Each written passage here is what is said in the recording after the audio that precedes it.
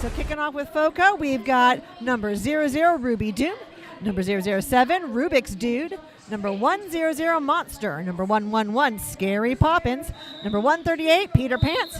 Number 1776, Kraken. Number 269, Yaya. Number 28, Hey Hey. Number 3, Spilla, who is your captain. Number 58, Firecracker. Number 618, Reaper's Blade. Number 777, Hyper. Number 911, Scream. Number 947, Seek and Destroy. And number 999, Slim Skady, coached by Coach Nate. In the white, we've got Des Moines Derby Brats. Number 111, Joe Mama. Number 12, Midnight. Number 15, Deslaya. Number 17, Tsunami. Number 19, Verbatim. 20, Ghost. 2010, Miggy. 21, Salty Cupcake. 21, 87, Fun Size. 51, Rose. 55, Vertigo. 57, Jello. 9, Twig. And 911, Lady Carnage, coached by Coach Mark. Awesome. So we have already kicked off this game, and Des Moines is in the lead with 4 points to 0 at the end of jam number 1. Sassy, ought we tell the people who we are? We should tell the people who are. So I am Sassy B. I'm Smacky. And we are coming to you from Loveland, Colorado. All right, so on the line right now with Fort Collins, we've got number 138, Peter Pants, who has just taken lead jammer. And with a fantastic leap over the crowd, our Des Moines jammer, number 9, Twig, is also out and ready to score some points. Peter Pants calls it off, and it is a 4-0 jam for Fort Collins. So, FoCo 4, Des Moines 4. It is going to be one tight game here. Now, just a little bit of history. I don't know if y'all have realized this, but Des Moines already played a game this morning at 9 o'clock, and they won that game, so they are coming off a win with the opportunity to play in this semifinal game versus the Spartans. So a lot of momentum coming in for Des Moines, but FoCo has been on a streak all season long. 007 Rubik's Cube for Fort Collins taking the lead on that one. And we have the jammer Jello for Des Moines still stuck in the pack, fighting with the Fort Collins blockers, but is now out of the pack on that initial pass, looking to score some points as well. Try to keep this game as tight as they possibly can. However, Rubik's Dude is going to call off the jam, call it a day for that one. Yeah, it's always a really interesting, having someone, having a team that's coming off of a game earlier in the day. It's riding that fine line between properly warmed up and exhausted. Fort Collins is coming in here cold for the day. Des Moines is coming in warmed up, but already having played a full game this morning. Right, so you've got FoCo, who's nice and fresh, but not as warm. But FoCo might have a bit of an advantage, being that they are already out here in Loveland. And so they're used to the altitude, whereas Des Moines is coming in not used to this altitude. So that has played a role in all of our games so far. Definitely a lot of variables here. 2010 Miggy, the jammer for Des Moines, up at the front of the pack, fighting through the Fort Collins blockers, and takes lead jammer. Hey Hey still in the back, though, trying to make their way through, working to get up through the Des Moines blockers as well. But we've got a tight pack here around turn 3. And a little jammer on jammer action there. It looks like Miggy trying to knock Hey Hey out as he comes around for his scoring pass. But stumbles over the apex and calls the jam for 4 points.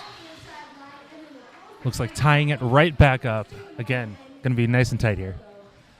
Nice tight game always makes for a more exciting game, that is for sure. I love to see a 4-0 jam. That's my favorite thing in the world. All right, so it looks like we've got Slim Skady up for the Spartans. And number 9, Twig up for Des Moines. Des Moines? Des Moines? Des Moines. Des Moines. Des Moines. All right, and the jam is on, and both jammers really wrestling with this tough defense. Yeah, really, really defensively oriented games. We just saw that with a game a couple games ago. It was fully losing my mind here. We had the women's team for Santa Cruz up against Seattle, and really, really defensively oriented. We can see Slim Skady finally breaking through the pack, though. I love seeing all of this very good blocker work. And Slim a Skady, huge jump for Slim yeah, Skady. big jump for 4 points. Twig following closely behind on that initial pass.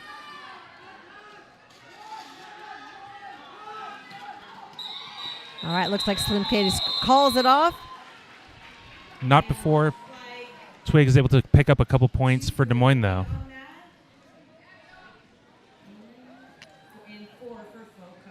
All right, so it's a 7-2 jam in FoCo's favor. This is the first gap we've seen of more than 4 points between the two teams. And we're going into jam number 6. So we've got Peter Pants for FoCo. And 57 Jello up for Des Moines. And Peter Pants is just running, and all the way through as your lead jammer. Yep, but looks like Jello is close behind again. We're running the pack here. Sometimes we like to call this USARs. Oh, and those outside pack refs, the OPRs, they are learning how to run as well. Doing a lot of work there for sure. Peter Pants calls the jam, and it is a 1-0 jam. That was a tight one. Very tight. These juniors move so fast. For sure. I love seeing like this very tight technical play from everyone, really defensively oriented, everyone working. It's not just a jammer's game. Everyone really doing a lot of work to make sure that their team is doing the best. It is, and you might think, oh, but the jammer's got to get through. But if those blockers can block that jammer and keep them from getting points, that is as much of the game as possible. Rubik's Dude taking lead very quickly for Fort Collins. Miggy. But it looks like Rubik's Cube is actually out on a cut penalty. And Miggy actually picks up the lead for that.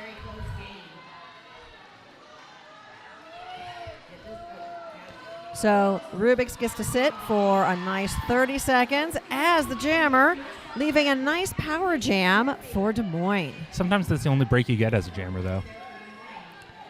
You know, what we've seen sometimes in the last couple of games, very, very closely matched games here at the championships. However, when you get those jammer penalties, those power jams are a great opportunity to rack up some points and see a point differential. They can really accumulate for sure. Yeah, you hate to see a lot of jammer penalties. It's a lot of, unforced errors that make it hard for your team to get back into it.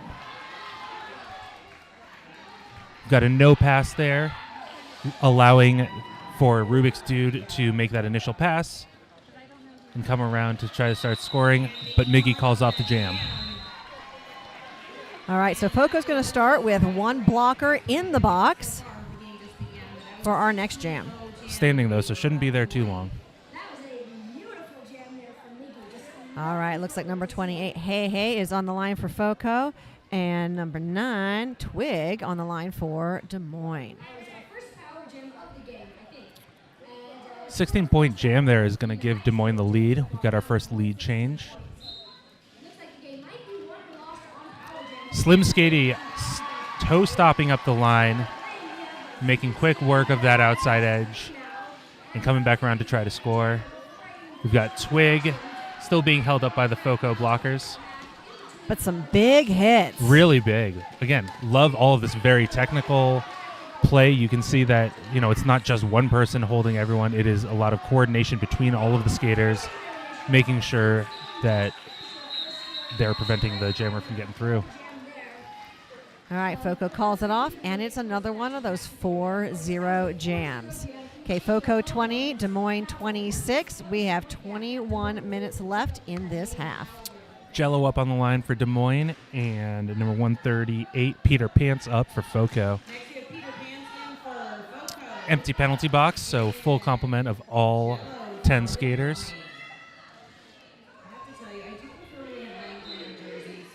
And the jam is on.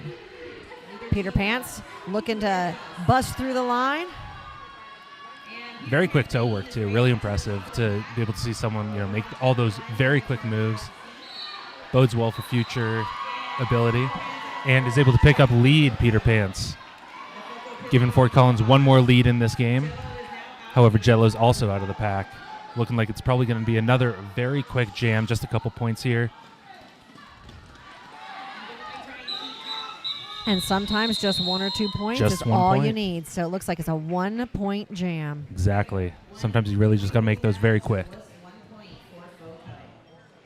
And in a close game like this is looking like it's going to be, every single little point can matter. Absolutely. A little bit of handshakes up on the jammer line. Number 2010, Miggy up for Des Moines, and 007 for FoCo, Rubik's Dude. It's really nice to see that sportsmanship, that handshake at the line, because that's really what Derby is all about. Right. You know, once that whistle blows, it's all-out warfare. But in between jams, not so much. All right. Consensual violence. Yeah, so we've got Miggy out as your lead jammer. However, Rubik's Dude is close behind. Very close. Miggy's scoring 4 points, and looks Doesn't like call it. he Interesting. doesn't call it. No, we're gonna keep rolling it. Rubik's Dude also coming through, earning 4 points. Picking up all 4 for sure. As Miggy busts through the pack, trying to get a few more. And calls it after that beautiful apex jump.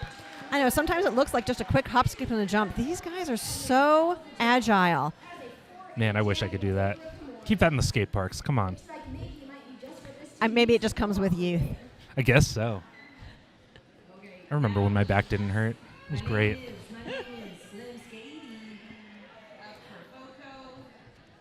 All right, so going into Jam 11, we have number 999 Slim Skatey on for FoCo, and it looks like number 9 Twig for Des Moines. And Slim Skatey getting stuck immediately into that Des Moines wall. Very, impressive cohesion there from that team. But Twig is out as your lead jammer, though Slim Skatey is not far behind. Nope, able to make it through on that second turn. Twig is coming around, looking to score some points, and calls it after a quick tumble. And a nice high five to go with it. So Seek and Destroy had a nice hit there right at the end to knock down Twig, but always some sportsmanship. Love to see that. All right, Really so we've got a love to see 3-0 jam. Des Moines 37, FoCo 25 with 18 minutes left in the half. Up on the jam line again, we've got 2010 Miggy and 138 Peter Pants. We've seen this matchup a couple times. Always fun to watch. And the crowd is starting to get loud here as well. All right, the whistle is blown, and it looks like Miggy is pushing towards the front. However, it looks like Peter Pants is also making their way through. Peter Pants is awarded lead.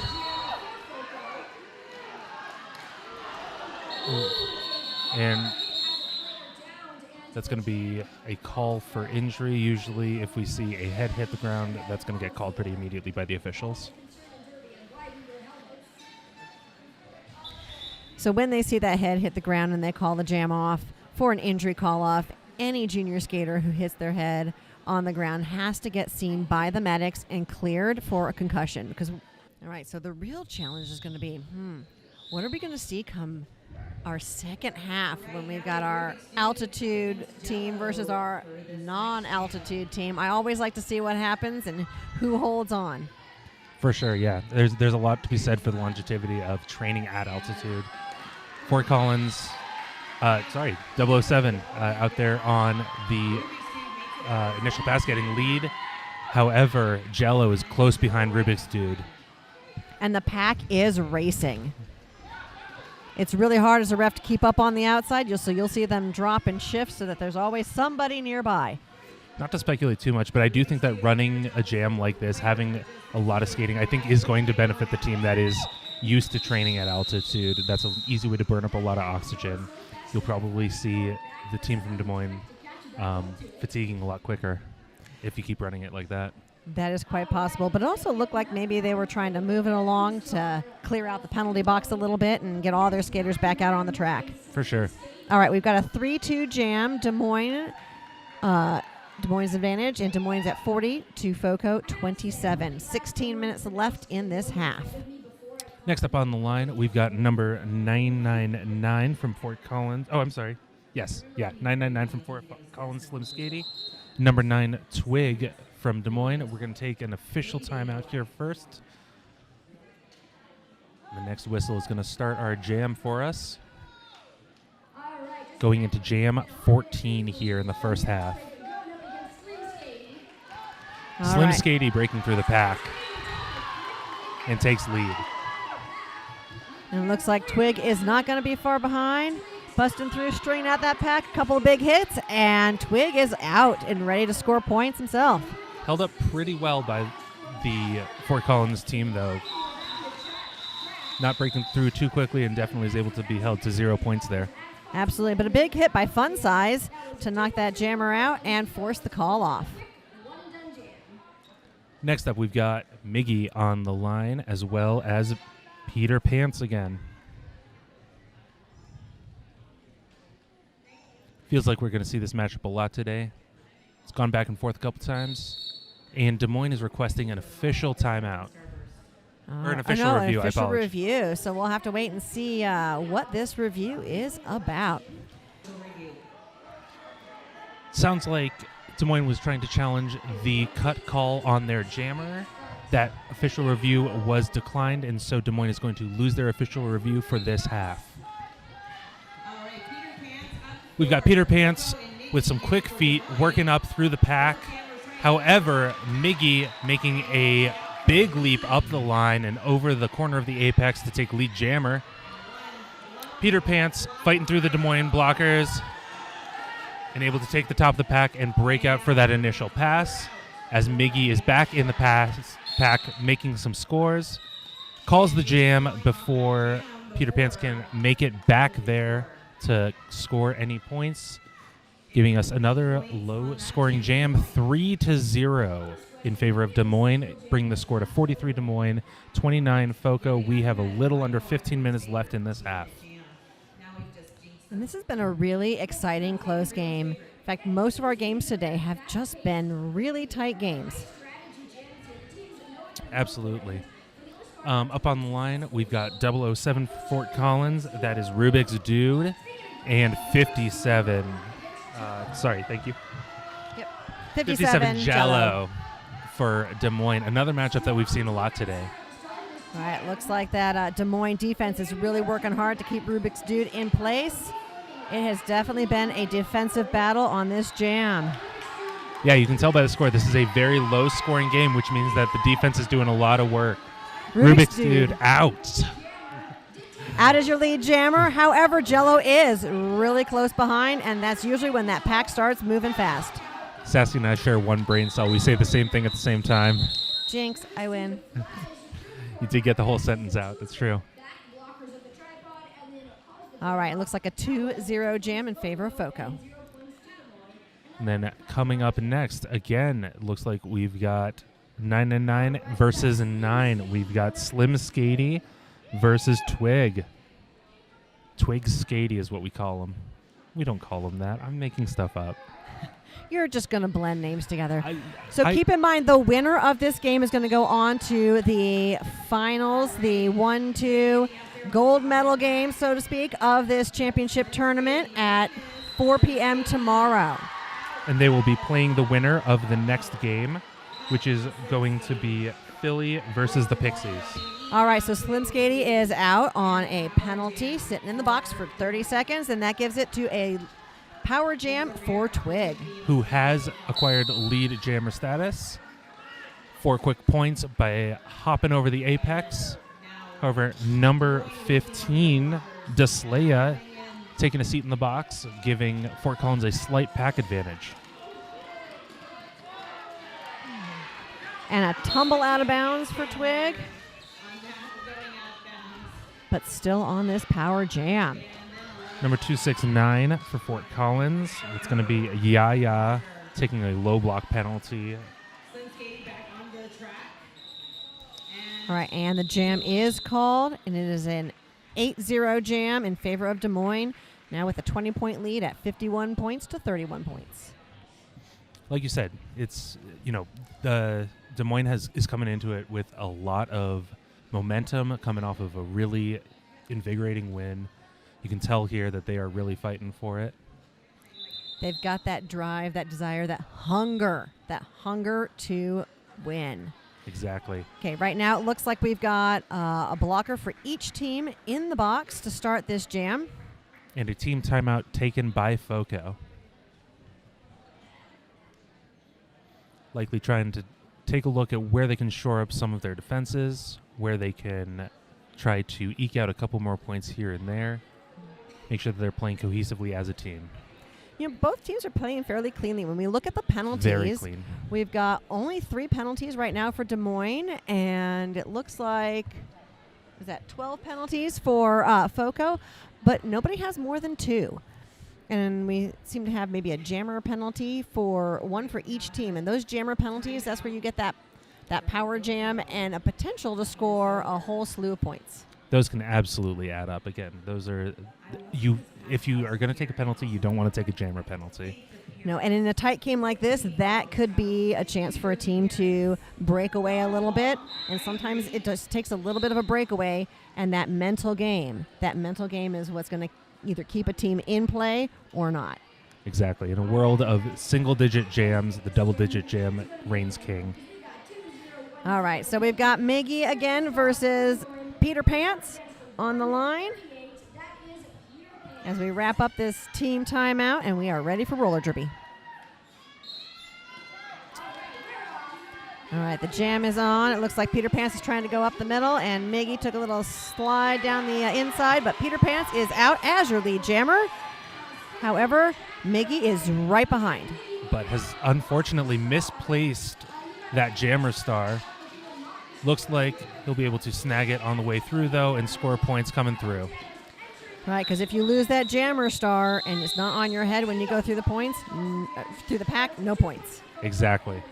Got to have the star on your head to get those points. All right, and FoCo 2 to Des Moines 0 on that jam. So here's the thing, though. You know, if you take off your star as a jammer, you lose the ability to get lead jammer. However, if the star just happens to fall off, you're pretty much good to go. Exactly. You just have to pick it back up again. It's all about that intentionality. All that matters is whether you are intentionally removing your star that will prevent you from getting lead jammer. We've got Rubik's Dude versus Jello on the line again. Jello working against that Fort Collins wall, and Rubik's Dude scooting up the inside. Very quick footwork. Impressive. And Rubik's Dude is your lead jammer. However, Jello is now out of his initial pass, and the pack is running again. Running the pack, and Rubik's Dude is making a quick call. Again, just a couple points. That's what we're going to see a lot in this game. It's these very low-scoring jams. And when you see a 2-0 jam, you're really looking at that defensive battle. Exactly. They feel quick, but it's a lot of, like, get through the pack, trust your defensive line to do what you need them to do, hold their jammer for just long enough for you to score those quick points and get through. Absolutely. And, you know, when you think in terms of also the cardiovascular challenge of being at altitude, for this team, Des Moines coming from a lower altitude, those quick jams are actually going to make it a little bit easier for them because they don't have to skate for that long before they get that quick 30-second break. Fort Collins taking lead for the 3rd time in a row. Slim Skady on a quick out, but again, just moments behind Twig for Des Moines. Ooh, and a big jump for Slim Skady, but not a clean landing. No. Only picking up 3 points on that one. Now, what we may see, I'm speculating a little bit here, but we may see a late penalty assessed on Slim Skady for hitting a player while in the air. It doesn't look like that's going to happen. I was actually seeing the same thing, but... Oh, and there is an official timeout. We are taking an official timeout, so that may yet still happen. It looks like it is getting assessed, though. We see Slim Skady sitting in the box for a penalty. I'm assuming it's that illegal contact that we've been talking about. Most likely, absolutely. So we've got Miggy on the line starting as a power jam, and Slim Skady is going to sit in the box for 30 seconds as this jam gets going. And Miggy making quick work of those Fort Collins defenders, coming around and taking lead, and really doing their best to make the most of this. Ooh. And that was a really nice juke coming into the pack. Really good hit. An amazing ability to change directions while on a set of wheels on a very slick floor. And this is a particularly slick floor. I've heard it said from the refs and from the skaters. It really is. So when you see these skaters sometimes kind of look like they're flopping around, that is because this floor is slick as snot. All right, so Slim Skady is back in the pack, working his way through his initial pass, while Miggy continues to gain points and calls off the jam. And we're going to see a low block assessed on the Fort Collins jammer as Miggy tripped over them. We've got an 8-0 jam in favor of Des Moines on that one. That is our 21st jam of the half. All right, so it looks like FoCo was asking for a high block penalty assessed to the Des Moines jammer. However, the officials said that the no call will stand and FoCo will lose their official review for the half. So that is both teams having used their official review for the half. Everything here from here on out is going to be au naturel. All right, we've got Jello jamming for Des Moines, and it looks like Peter Pants out for FoCo, but Jello is out as your lead jammer. And Peter Pants quick behind. Again, that's a lot of what we're seeing. We're seeing these very quick lead takes and then quick points and call off. Very, very fast jams. Single digit to 0 is a lot of what we're having here. All right, so that's another 4 points for Des Moines, 0 for FoCo. Des Moines is starting to pull away with it a little bit. We were seeing it very tight at the beginning there, but Des Moines is slowly stacking up the points. Well, and when we're looking at this, both jammers are getting out with maybe a quarter of the track to half a track lead. So that's not much time to get just 1, 2, maybe 3 points, and 4 if you're really lucky. Exactly. You count as many hips as you can, and then you call it. Got 007 Rubik's Dude against number 9 Twig. And Twig is out as your lead jammer. Rubik's Dude is still working on that last blocker. And it's the commentator's curse. There's one entire track for Rubik's Dude to make up this distance. But again, we're kind of going to just see the same thing. Just a few points before Twig decides to call the jam. So it looks like a 2-0 jam in favor of Des Moines. And a great high five at the line. You love to see it. All right, Slim Skady and Miggy on the line together again. Getting to know these matchups pretty well. You know, that's one of the jobs of the coaches. Take a look at the other team's jammers and which one of your jammers is going to match up best with the jammer that's coming out from the other team.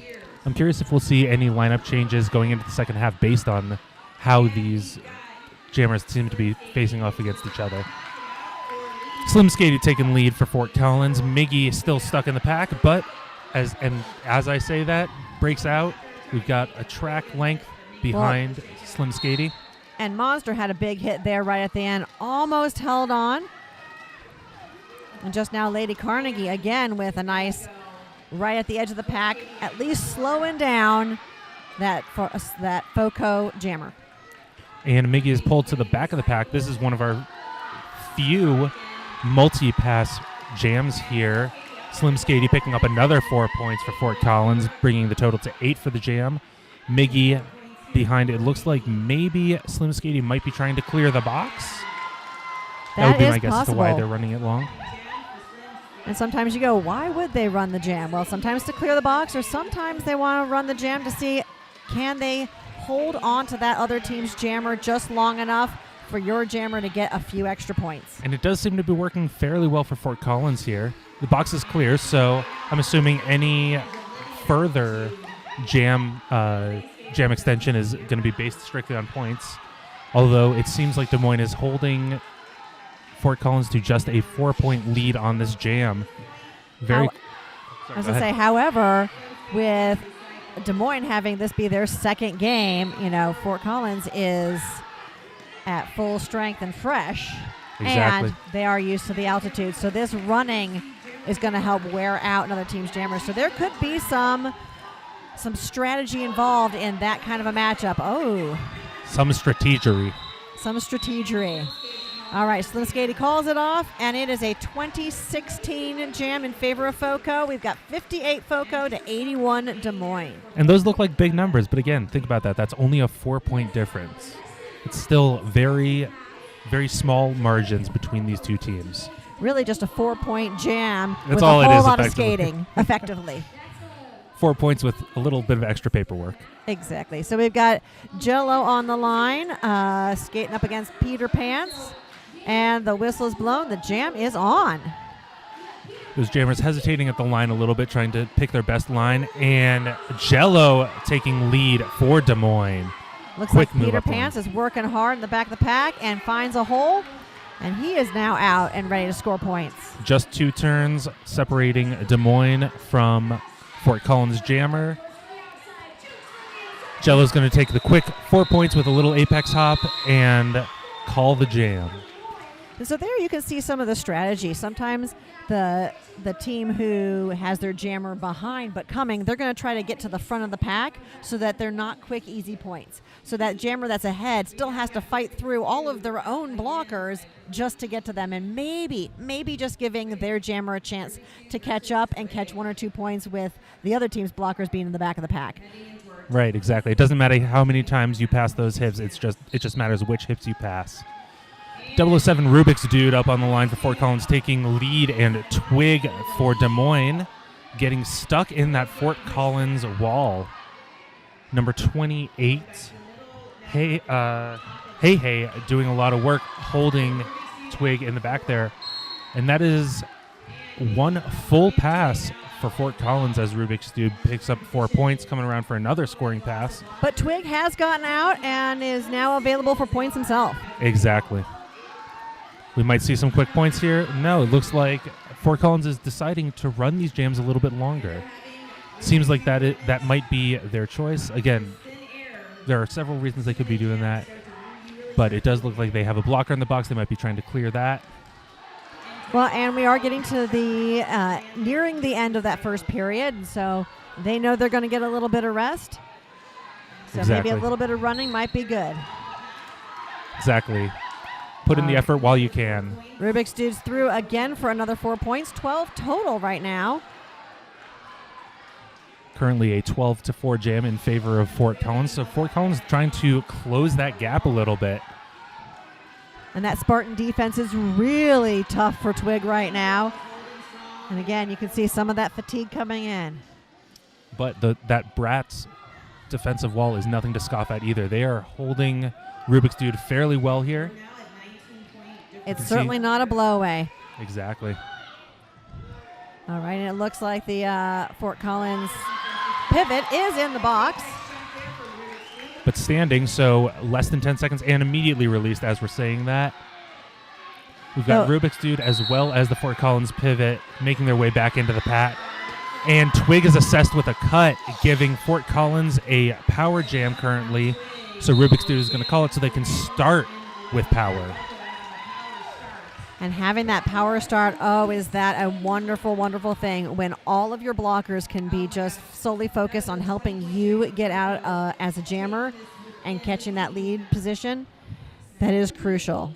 Love the power start. I get asked a lot, how do you know if you're on offense or defense in roller derby? And the answer is always both, unless you've got a power start. Those power starts make it really easy to decide, oh no, I'm just on offense here. I have one job. Excellent. So happy to do it. All right, so Slim Skady is up to jam for FoCo. We've seen him make quick work of the pack and a little hop, does skip, the and a same again.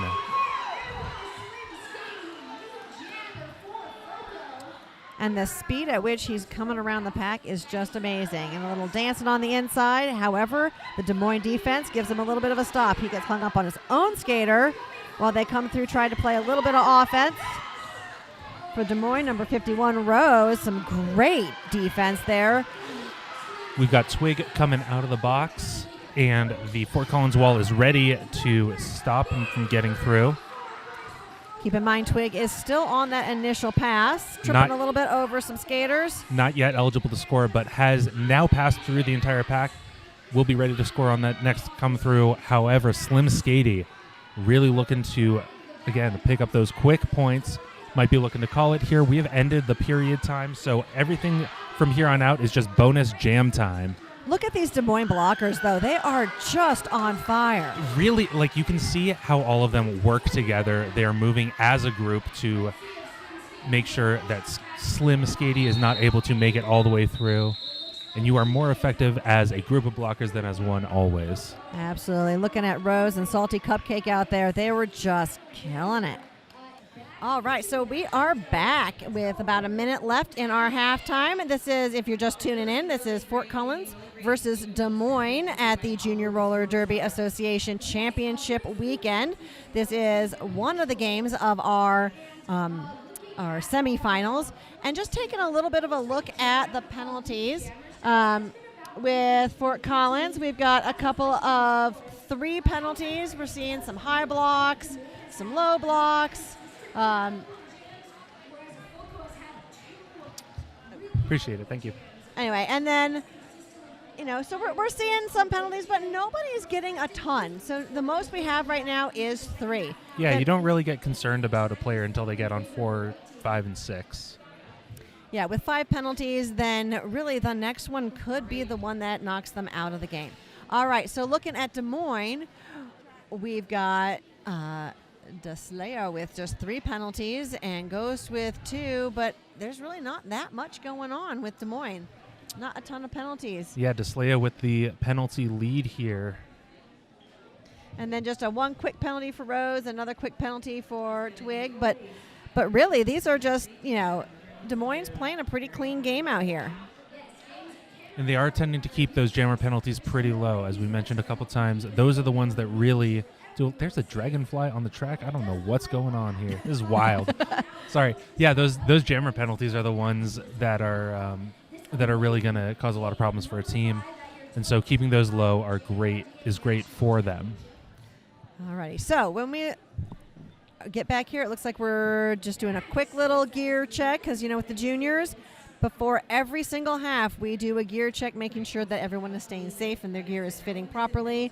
We want to make sure those toe stops stay on and those mouth guards are in, the helmets are fitting right because, got to make sure the gear fits. Exactly.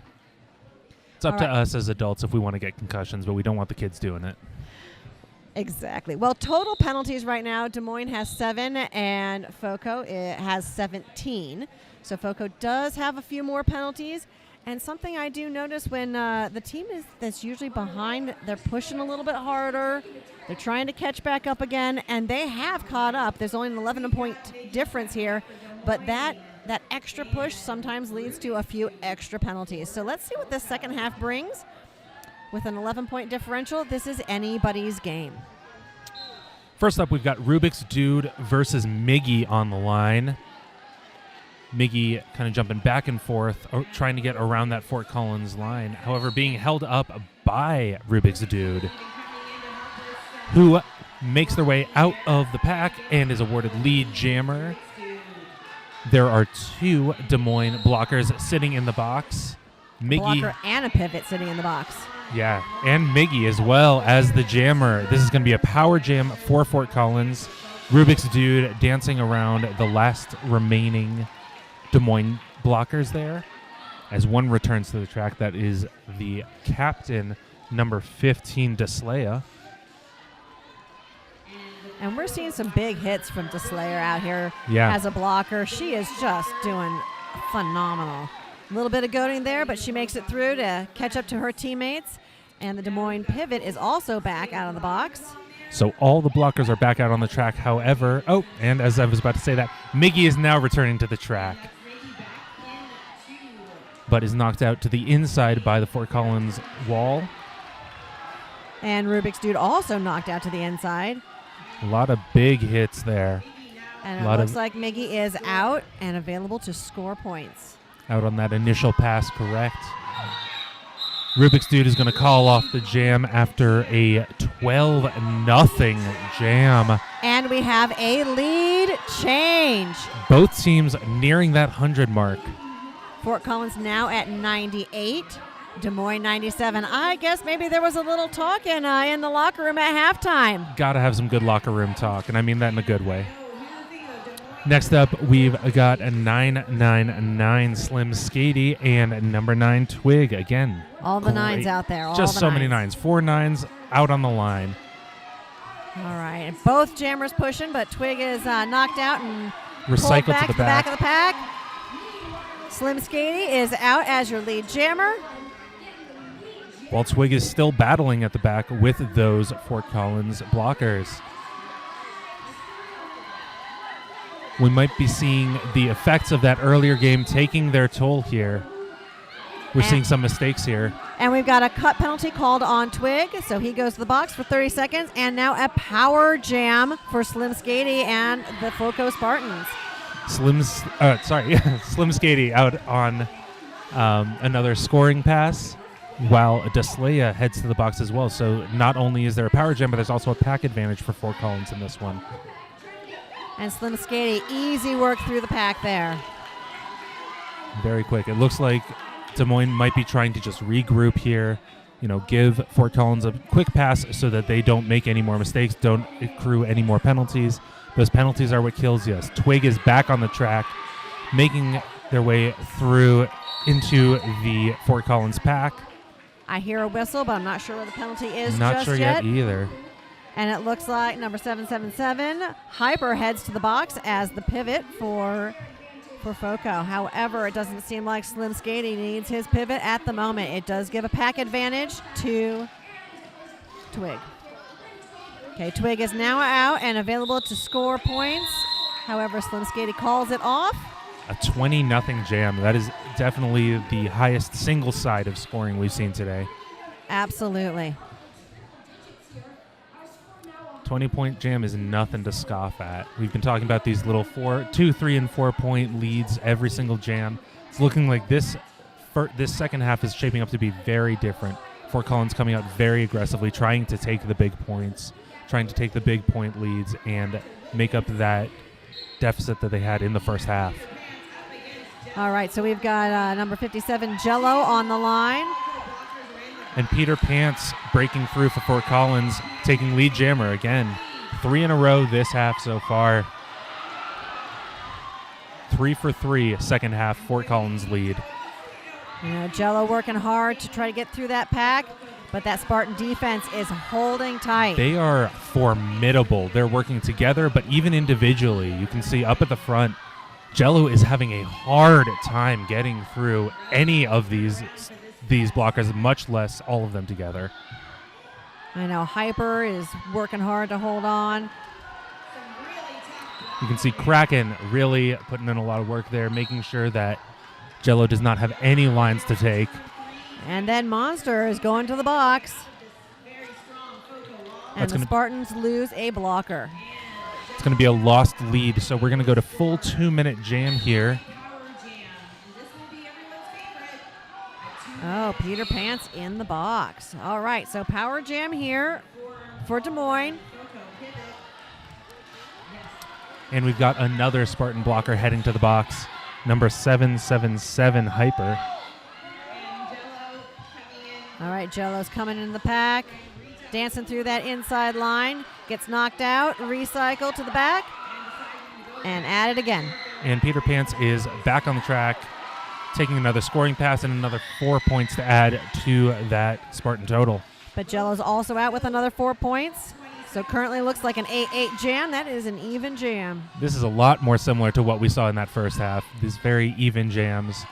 But those early large scoring jams might be enough for FoCo to maintain their lead. All right, Peter Pants coming back into the pack again for another scoring pass. Trying to use every single second of that jam, really sprinting those last few feet to see what he can make up. Unfortunately, coming up with nothing for that last pass. So we've got an even 12-12 jam, and we've got FoCo sitting at 130 points to Des Moines 109. So that really big jam there early in the second half really pushed FoCo ahead, and now the Des Moines just has to hold on tight and come back from that. Definitely reversing that differential. We've got Miggy versus Rubik's Dude again. Both of them, however, meeting formidable defense here. And they're juking back and forth, trying to look to go up the middle. Miggy taking lead for Des Moines, first time this half. And with a great spin move, Rubik's Dude is out and looking to score points as well, about half a track behind.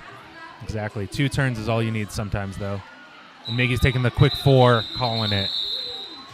And we find ourselves back in the rhythm of the first half. A quick 4 points and calling it off. Exactly. All right, 130 to 113. 4-point jam for Des Moines. And we've got Slim Skady on the line. 4 9s on the line. Versus Twig.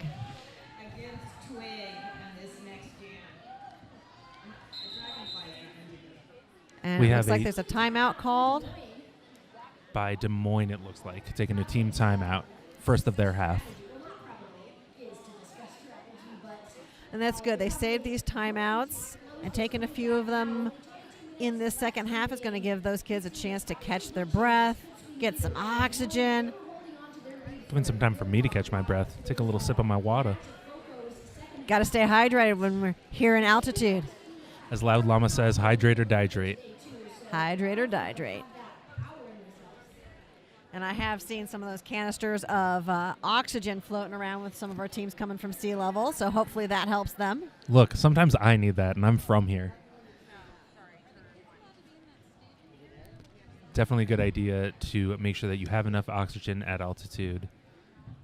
We do have a lot thinner air up here, and so coming from sea level, it's good to try to supplement that. I do think that using those oxygen canisters is actually a really good idea for any athlete, not just these ones, coming up to the Mile High City or anywhere above it. So as we finish up this team timeout, do not forget we've got one more game coming up tonight at 7 p.m. or as close to that as we can get because we are running a little behind, and that is going to be the Pixies versus Pixies versus Philly. So that'll be our other semifinal game, and the winner of this game is going to go to the championship game tomorrow at 4 o'clock. 5th jam starting here for Twig versus Slim Skady. The whole pack moving fairly quickly. Twig up at the top of the pack with those Fort Collins and skaters. Monster, a great spin move. Knocking Twig out, but Twig gets through. Twig is assessed lead jammer. And a little jammer on jammer action. Twig goes down and calls it off. Yep. Losing your footing a little bit might be a good reason to call that jam. Prevent the other team from scoring anything. Absolutely. This is still anyone's game. We've got 21 minutes left, well, almost 22 minutes left, and it is a very, very tight game. Extremely tight. 15 points, 17 points, that's just one jam. We've seen higher than that in this game already. All right, Peter Pants on the line against Miggy as we roll into jam number 6. Peter Pants starting off of the line, interestingly.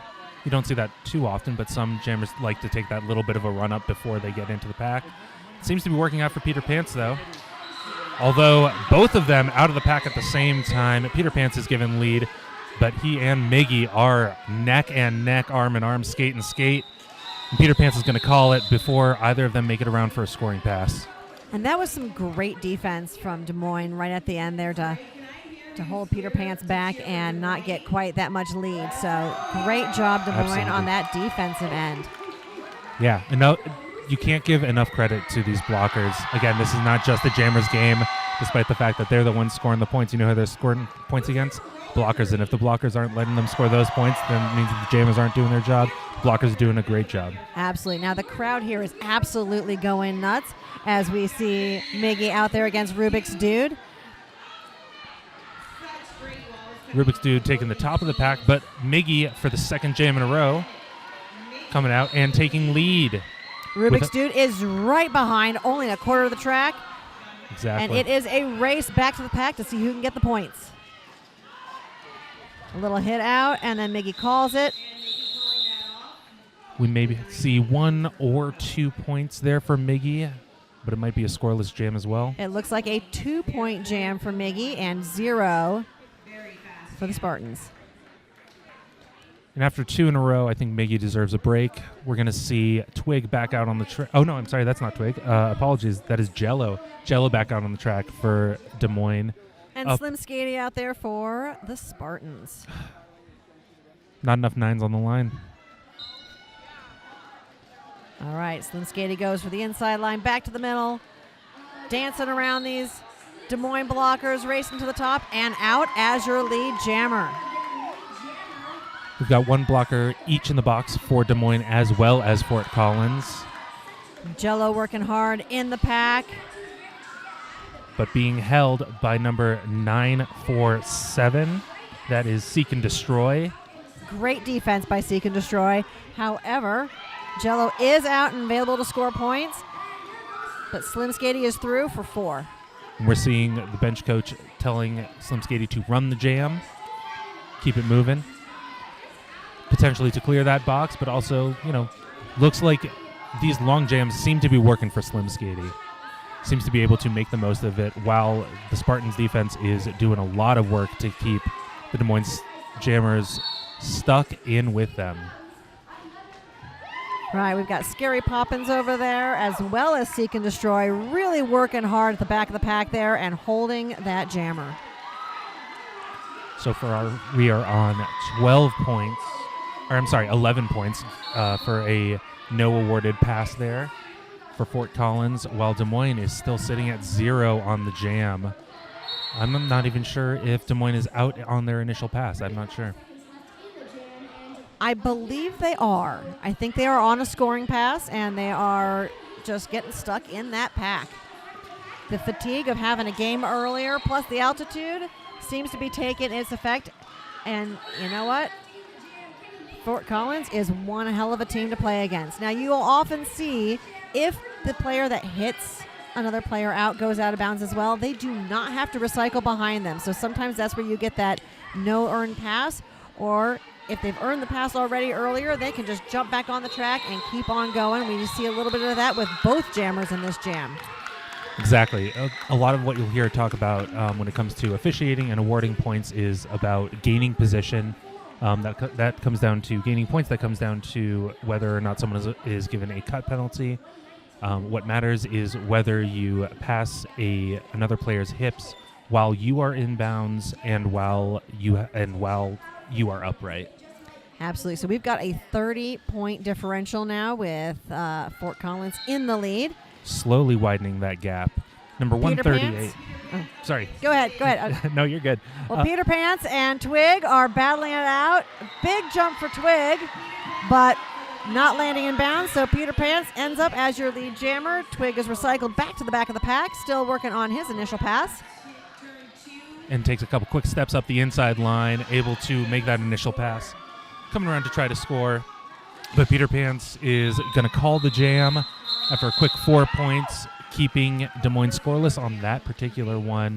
153 Fort Collins to 119 Des Moines. So it looks like Des Moines does have one blocker in the box right now, so they're going to start out with a slight disadvantage on their blockers. But we're going to have Rubik's Dude on the line versus Miggy. Think we'll go back-to-back again? Miggy coming out for a couple jams in a row? I don't know. We'll see how long Miggy can hang on. We've got 16 minutes left in this game. And there is a timeout, official timeout. Official timeout called here. Again, that's not going to be assessed to either team. This is just to make sure that everything is done correctly and by the books. Got a great officiating team here, making sure everything is running smoothly and running as it should. All right, I see number 51, Rose, standing by the box, having a conversation. And I'm wondering if there's going to be a penalty assessed, and that was why the timeout was called.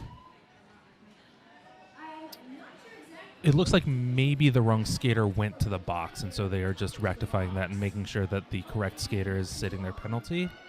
Looked like there was a swap there. Got it. All right, so then number 51, Rose, is in the box now to start this jam for Des Moines. And still with Miggy and Rubik's Dude battling it out as the jammers. A little bit of footworkship over behind the line for these two jammers. And Miggy knocking Rubik's Dude out of bounds and drawing them all the way back to try to see if they can get some advantage for Des Moines. So here's what happens. When that jammer hits the other jammer out, then they have to go in behind the jammer who hit them out. And it doesn't matter where the pack is. And it looks like Miggy's trying to pull Rubik's Dude back into the pack, and that's a wonderful move called Eat the Baby, where you can deposit the other jammer into the pack. They still have to get out of the pack, come around, and then go through again to get their initial pass. However, that other jammer is not required to follow. They can just stand there and wait until they have a better opportunity to go in. So right now... And it looks like Rubik's Dude was not going to take the bait until Miggy decided to make the move. Exactly. And it behooves FoCo to just wait and let that time run out when they have a lead. Now, interestingly, even though both of them were making a full lap around the track, neither of them had yet gained lead. However, Rubik's Dude has taken lead for Fort Collins. Miggy coming up on the inside on the initial pass now. And watching a lot of hard blocking happening here with both teams.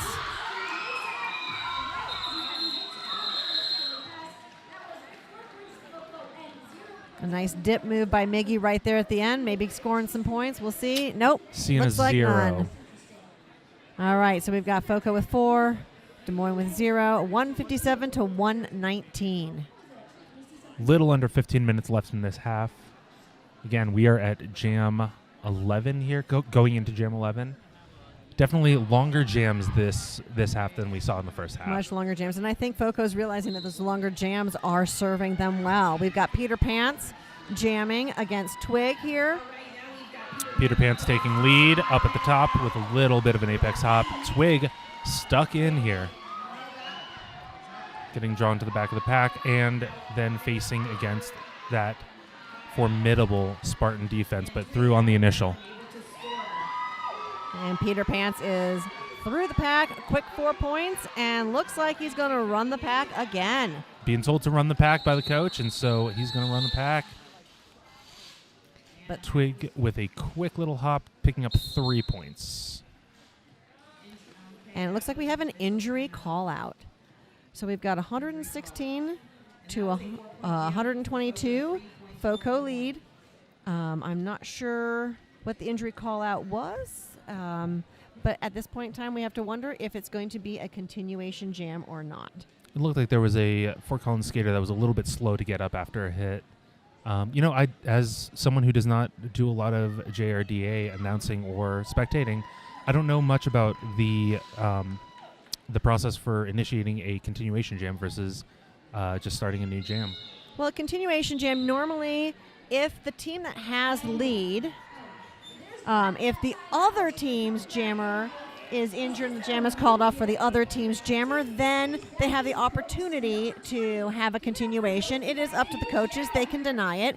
But if it was the same team, so as the Spartans had the lead jammer, and if it was a Spartan injury, then there would be no continuation at that point in time.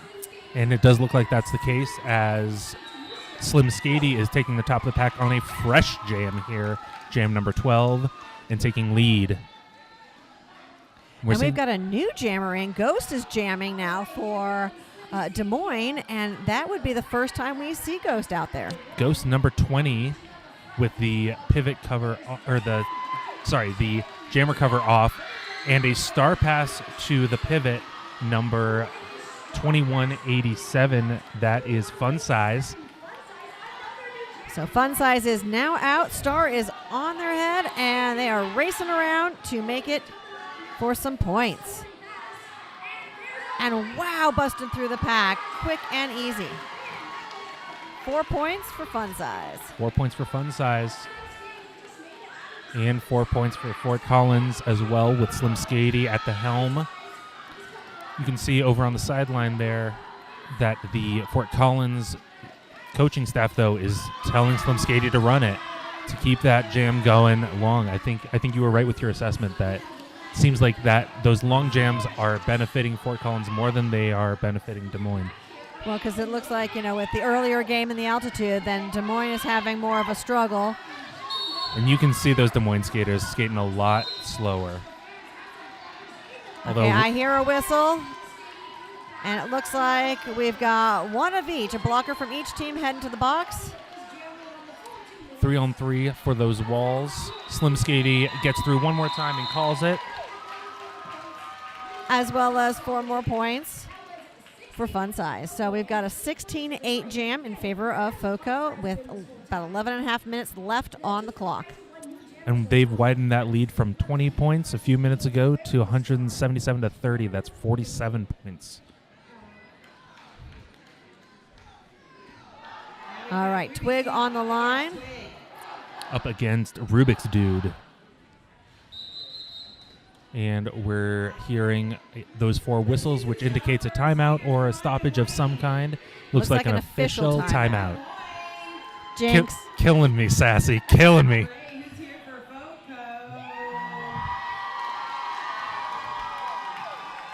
And listen to that crowd. Everyone's here to watch some really good sport. Great derby. And this whole weekend, we've got the cream of the crop in the country out here in the roller derby world. The top junior roller derby teams going head to head. It is amazing roller derby to watch. Ain't called champs for nothing. All right, we've got Twig out there for Des Moines and Rubik's Dude. And it's a little 3-on-3 for the blockers because they each have a blocker in the box. Twig getting shoved out of bounds by number 618. That is Reaper's Blade on Fort Collins. And Rubik's Dude taking lead jam. But Twig is out. A little bit of a hard push, and out he goes. Hoping to get around for some scoring points before Rubik's Dude gets too far ahead. And again, the coaching staff for Fort Collins is telling Rubik's Dude to run that jam. Ooh, that was... And it looks like a penalty for Scream. Heading to the box. Big hit on Twig and immediately sets the forearm penalty. But Twig is through for 4 points and is just 4 points behind Rubik's Dude on this jam. 8-4 jams so far. Both the jammers coming back into turn 1, but Twig is recycled back to the back of the pack while Rubik's Dude is running through, picking up another 4 points for Fort Collins. Some great blocking by the Spartan blockers. Really excellent defense, absolutely. Relying on your teammates makes everything so much easier. The jam is called. It is a 16-8 jam in favor of FoCo, and they are now at 193 to 138. And we're watching a little bit of a pull away here from FoCo, and I wonder if Des Moines can regroup themselves and make a comeback. That's a 55-point lead, yeah. It does look like Des Moines is kind of starting to lose a little bit of the steam here. We've got an official timeout being called as well here. So it looks like that official review was for Fort Collins to overturn the... I was mistaken. It was not a forearm. It was a back block that was assessed on the Fort Collins pivot. That call has been overturned, and since Fort Collins won their review, they retain their official review. They can use it up to one more time through the rest of this half. Awesome. And we've got Peter Pants on the line against Miggy. And Peter Pants with those fast feet running. But Miggy pops out as your lead jammer. Peter Pants is close behind, zipping past that last blocker with a spin move. Miggy heads through the pack for a quick 4 points and calls it off. And it is impressive to see, all of these players working so hard. They've already had a long day, especially the ones from Des Moines, and a lot of them are still working so tirelessly to make sure that they're leaving everything that they can here. They're at champs. There's no reason to give up now. Absolutely not. And then we look at our power of the nines on the line, having a great conversation. Slim, Skatey, and Twig over here. And the camaraderie that you see. Is that Twig? Oh, wait, no, that's not Twig. That's Jello. Yep. They do have very similar builds. It's hard to tell from this announcer's table.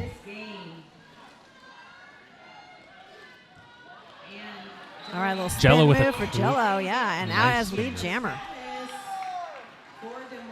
On the heels of that sweet spin move, but Slim Skatey is out of the pack and chasing down Jello. trying to make sure to limit the damage here. Keep those However, points low. we've got DeSlayer heading out for a penalty. Trading out with number 777 Hyper from Fort Collins. All right, Des Moines calls off the jam. It is a 4-0 jam. A little bit of a pile up in the pack at the end there.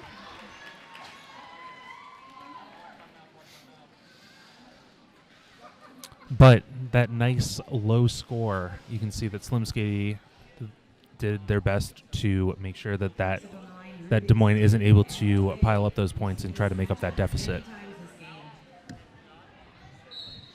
We've got a couple skaters on 5 penalties now. We've got number 15 for Des Moines, DeSlayer, is on 5 penalties, so kind of in that danger zone. We also have number 777 Hyper on 5 penalties. Actually, they're both on 6 penalties. Are they both on 6? I miscounted. I'm sorry. But we do have Monster with 5 penalties, as well as number 991 Scream with 5 penalties. You can see Rubik's Dude there, skating backwards, keeping an eye on the bench, waiting for the signal to call it off, and does so, keep giving FoCo a 4-0 jam over Des Moines. Looks like they were trying to clear the box, but we have still one Fort Collins skater in the box, standing though, so just a couple seconds left on that penalty. All right, so Peter Pants will be jamming for FoCo. And Miggy tirelessly working out there. For a quick couple of steps to the inside, but denied, and Peter Pants makes it out. With only a quarter track behind him, Miggy is going to chase down Peter Pants, though. Unable to make any points on that one, but we're only going to see a couple for FoCo on that one. Yeah, a quick call-off and a quick 2 points. Just 2 points. And this was much more the pace of that first half. So a little over 5 minutes left. But FoCo has now a 53-point lead. Correct. And it looks like we've given up on all 4 nines on the line. We've got Slim Skady versus Jello. Not sure whose line change decision that was, whether that was Fort Collins or Des Moines. But Slim Skady is out as your lead jammer. Jello still working near the front of the pack. But being held pretty well by that Fort Collins defense.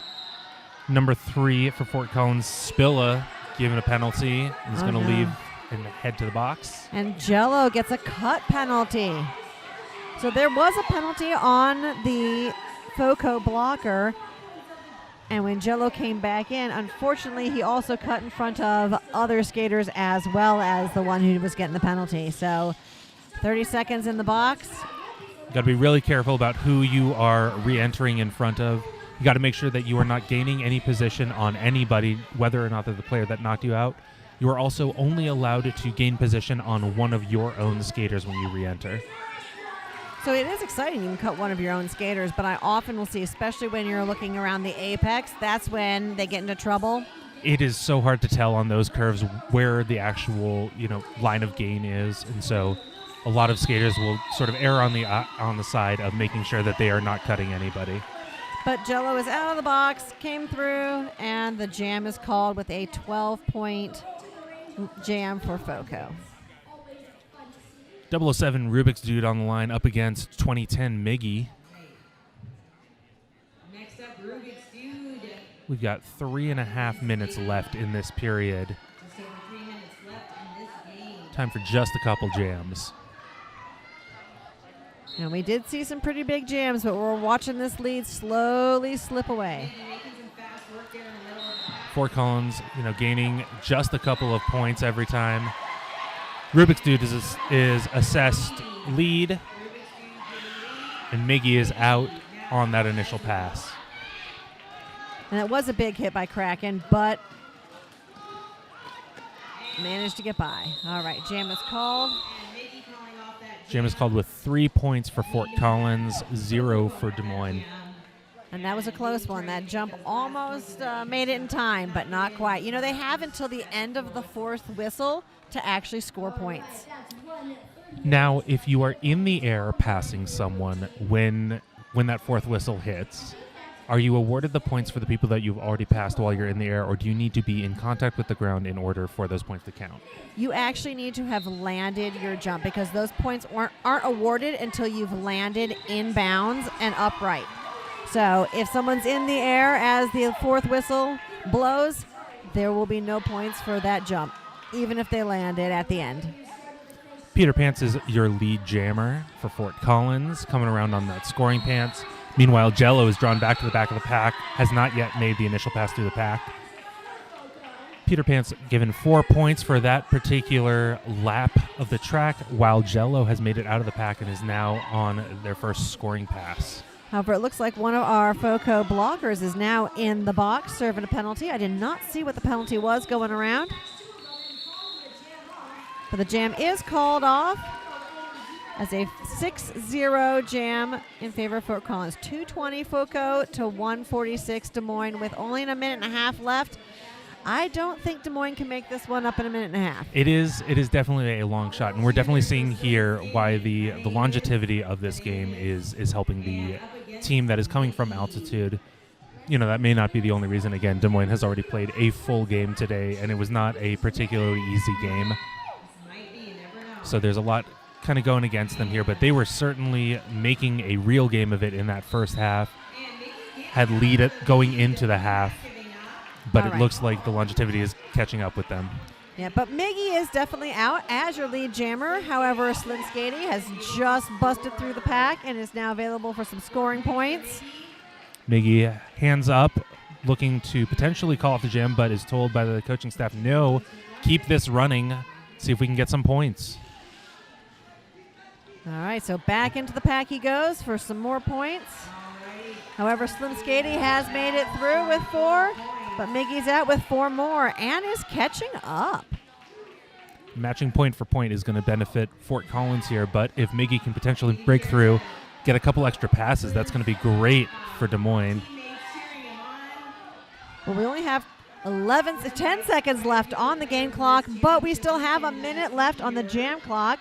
So Des Moines might be just running it out through the end of the jam clock. Bonus derby. All right, our game clock has run out, so now the time we have left is the last 45 seconds on the jam clock, unless Miggy chooses to call it off. But so far, does not have any indication that he's going to do it. It looks like he's still running. Coaching staff is not telling him to call it off or anything, so.